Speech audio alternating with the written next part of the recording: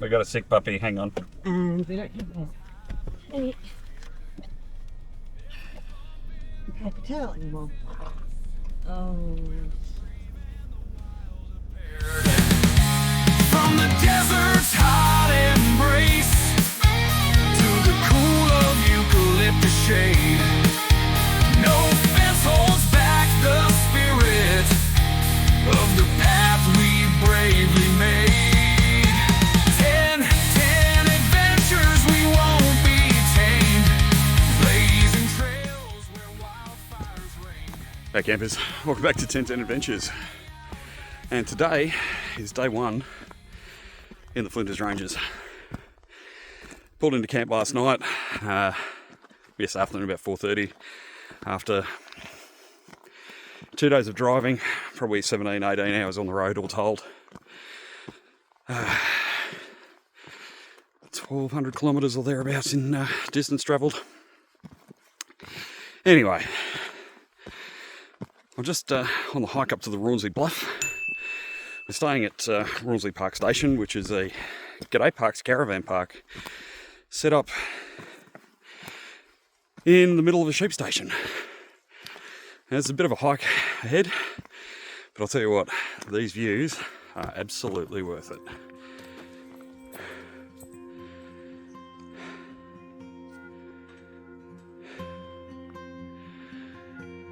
I've only got about another 5k to go.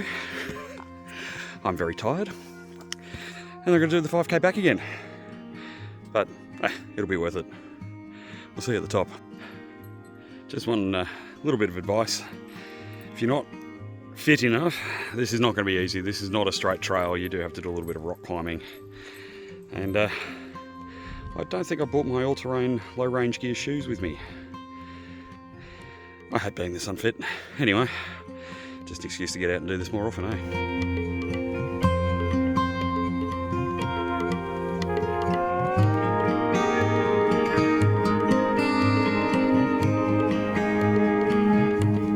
This is as far as I've gotten. I'm about 3.5k up the walk. Looking at the trail behind me, that's where the rest of the group have gone.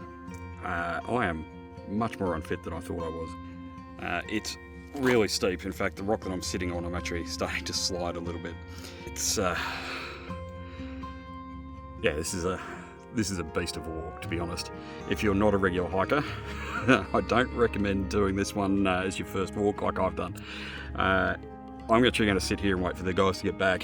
Where they're going is all the way up there. That's stunning, and I kind of wish I was going, but I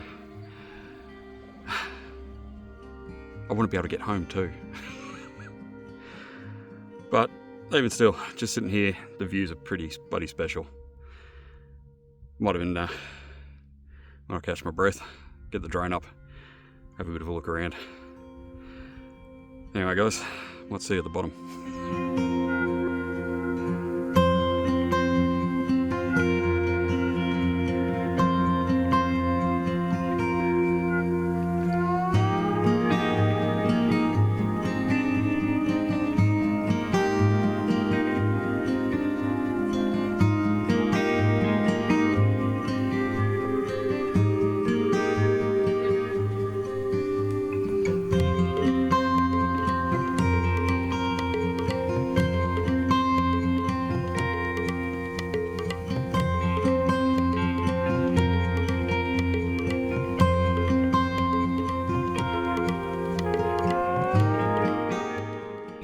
Today's episode, we are going to be doing some four-wheel driving just outside Rawnsley Park Station.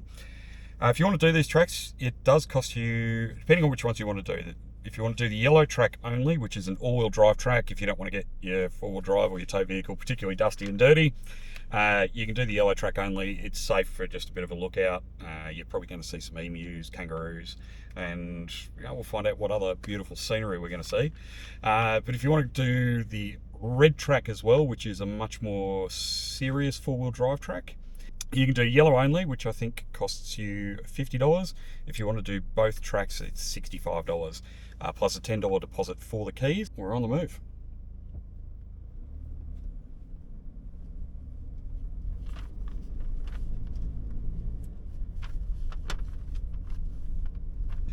To do these tracks, you do need to take a map with you. The maps are free, unlike the entry fee.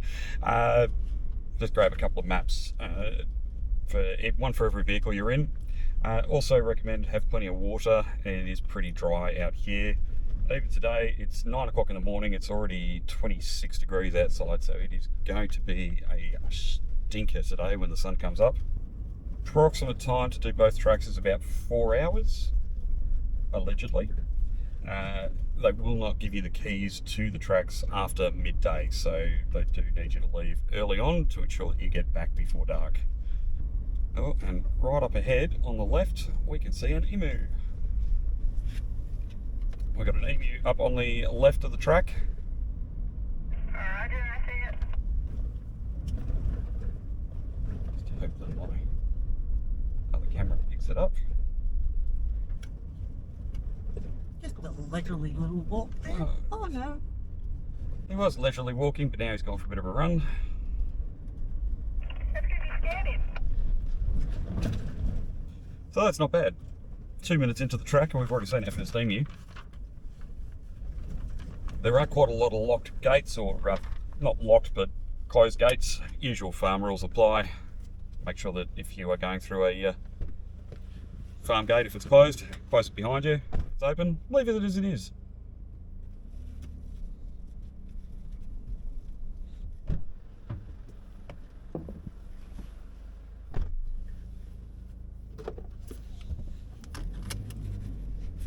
Yes.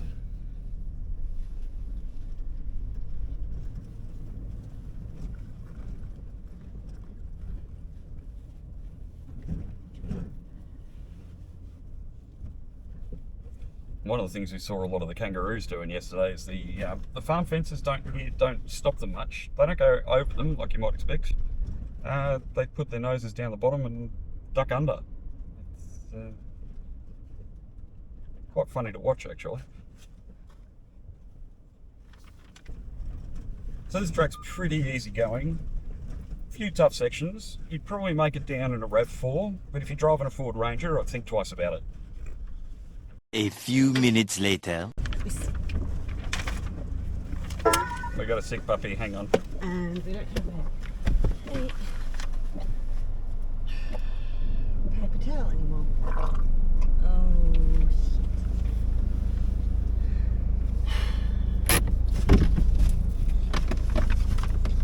We put the paper towel in there, and that's a big one. So after a fun few minutes cleaning that up, we then decided to wet the tyres down. The track was starting to get a little rougher, and we weren't too far from getting to the red track. So all in all, this track has been mostly pretty tame.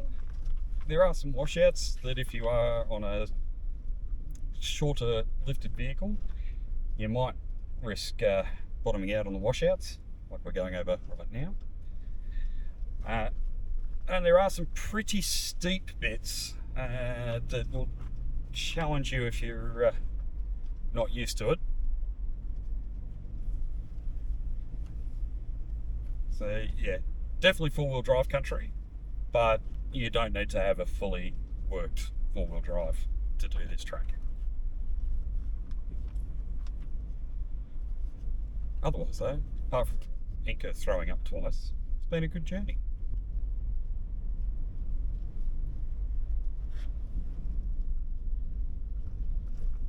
What have we seen this thus far? One emu and a handful of roos. And they're all grazed, yeah. Oh no, I did see that tiny little lizard run under a rock. Much. No, that's great. Another root. Wallaby. I don't know if it's a wallaby. You get close enough, look at it. So after leaving the yellow track, we then explored a place that, honestly, I just need to let the footage do the talking. This is a place called Pugilist Hill. The separation between the green and the grey of this landscape was nothing short of mind-blowing.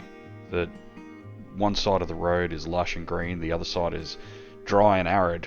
It's just one of the many beauties that the Flinders Ranges has to offer. every day that we did this trip, and you'll see more over the coming episodes, but every day was just more spectacular than the last.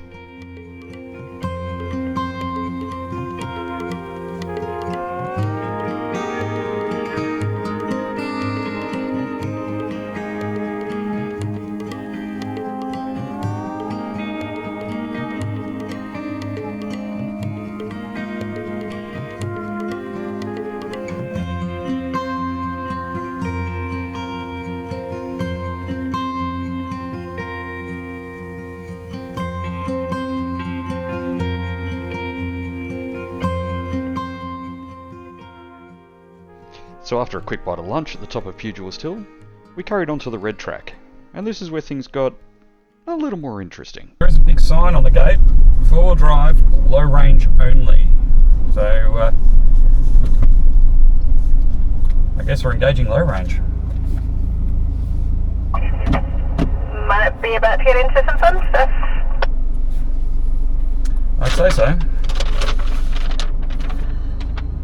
This is the beginning of the steep ascent to Paulina Lookout. Oh, 680 metres above sea level. we have a Rachel on gate duty. Interesting point number 1, just trying to unlock the gate. Rachel couldn't do it, Carla couldn't do it, and even I struggled. But turns out it takes 2 YouTubers to open a gate.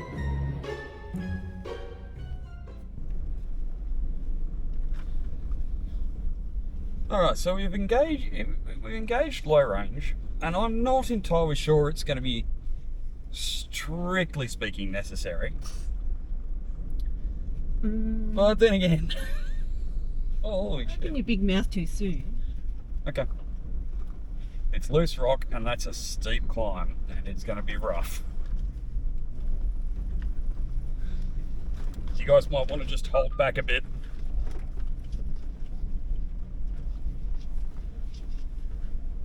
At least until we're past this next ledge.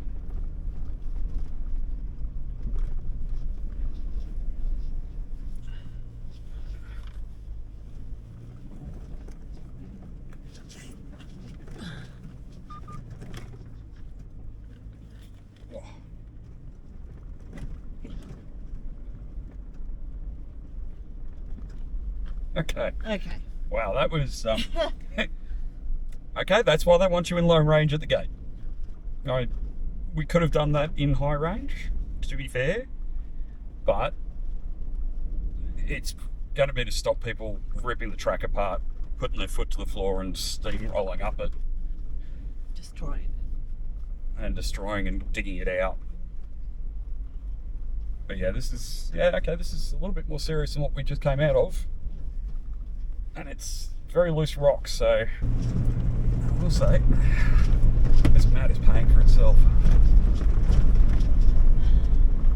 Because I would have been wearing my here we time go. on it. Holy shit. Stop. That's the top. That's the lookout there. This says now engage in low range first gear.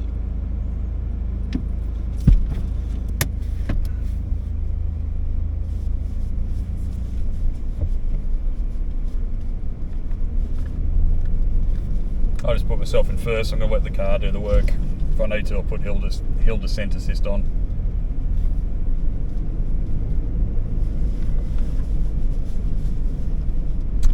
So yeah, as I was saying, what goes up must come down. And loose, scrabbly rock is one of the worst things to try and go down.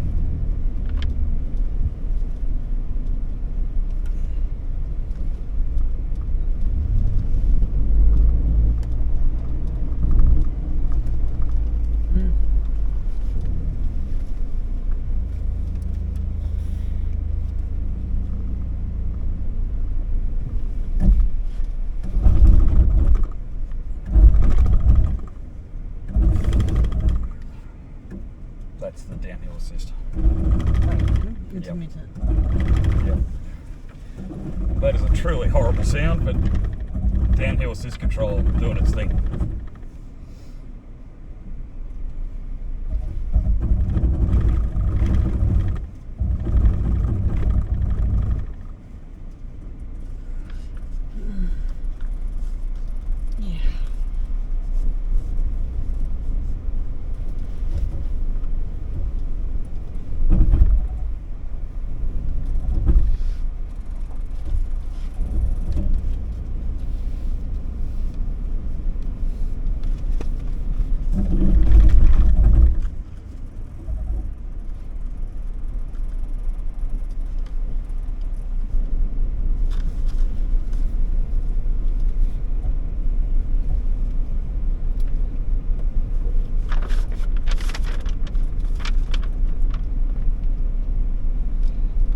this is the first time I've used the downhill control assist.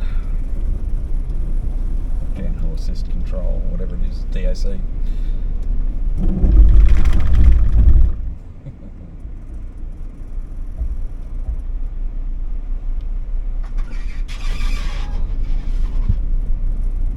Oh, that was nasty. Mm-hmm.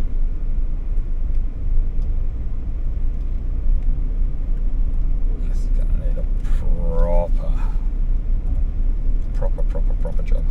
Oh, okay. Oh, pretty. Pretty steep.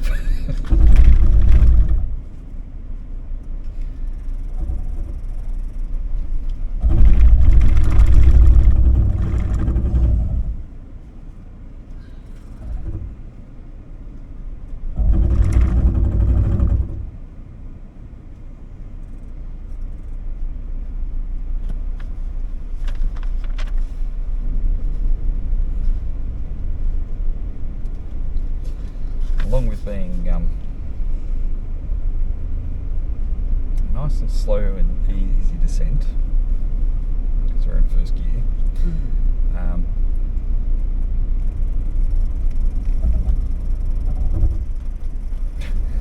This feels painfully slow.